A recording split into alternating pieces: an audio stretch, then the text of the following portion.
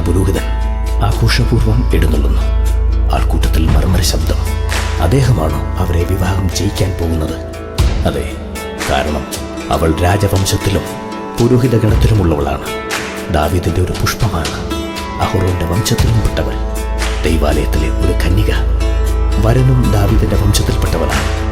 പ്രധാന പുരോഹിതൻ വധുവിന്റെ വലതുകരം വരന്റെ വലതുകരത്തോട് ചേർത്ത് പിടിച്ചുകൊണ്ട് ആഘോഷമായി അവരെ ആശീർവദിക്കുന്നു. അബ്രാഹത്തിന്റെയും ഇസഹാക്കിന്റെയും യാക്കോബിന്റെയും ദൈവം നിങ്ങളോട് കൂടെ ഉണ്ടായിരിക്കട്ടെ.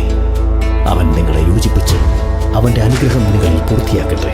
അവന്റെ സമാധാനം നിങ്ങളോടുകൂടി ഉണ്ടാകട്ടെ.